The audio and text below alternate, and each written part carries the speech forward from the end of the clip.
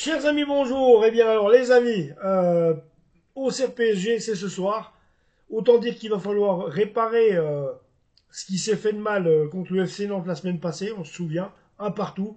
Vraiment, on s'est éclaté la tête. Là, vraiment, on veut plus voir ça. Ce qui serait bien, c'est que la hiérarchie maintenant se fasse respecter par ceux qu'elle doit, c'est-à-dire les joueurs du PSG, il faut absolument qu'ils montrent autre chose sur le terrain. Maintenant, on le sait, la JOCR aussi, c'est une équipe combative. Aussi pas forcément avec des joueurs confirmés, mais qui sait être dangereux, en tout cas la BD change chez elle. Et ça peut être autant nocif pour nous que le FC Nantes, même voire plus, si d'aventure on ne met pas les ingrédients qu'il faut pour aller gagner ces 3 points à la Baie des Champs, à Auxerre. Donc là, je vais vous passer les compos probables, les compositions probables des équipes de la JOCR et du PSG, les amis. Voilà. Donc c'est vrai qu'il va falloir se secouer. Il va falloir y aller. Donc la compo probable de la JOCR qui pourrait jouer en 3-4-3 avec Léon dans les buts, avec en défense Akpajoubal, capitaine, bien sûr, Ocho Edjou, Ocho, ah non, non, Ocho, ouais, Ocho ou Diomandé, voilà. Ever, Oever, donc Ever, ça se dit, Danois, Owusu, Mensa, Perrin, Sinayoko et Traoré. Voilà pour cette équipe de la JOCR. Du côté du PSG, la composition probable en 4-3-3 par Luis Enrique, Donnarumma dans les buts, Hakimi, Marquinhos, du classique, Pacho, Nuno Mendes, Warren Zaïre-Emery, Vitinha, John Neves,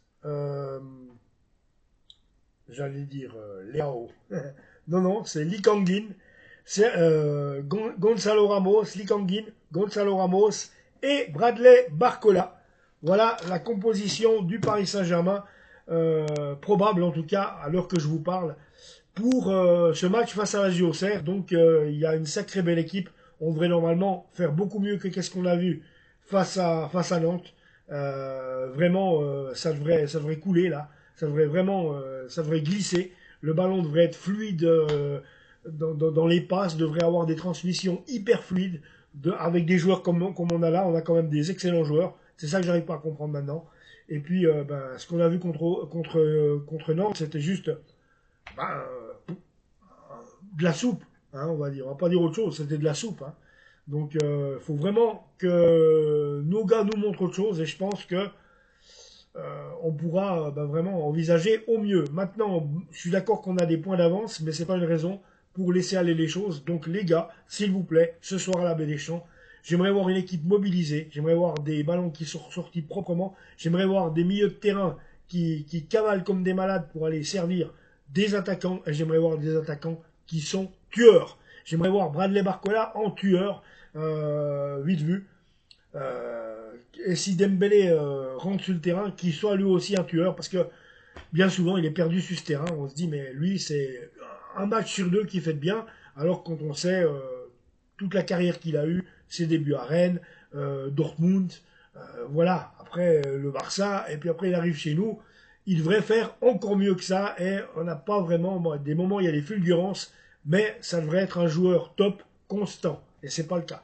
Donc voilà les amis, abonnez-vous à la chaîne et je reviens pour le débrief du match entre la JOCR et le PSG à la Baie des Champs ce soir. Ciao.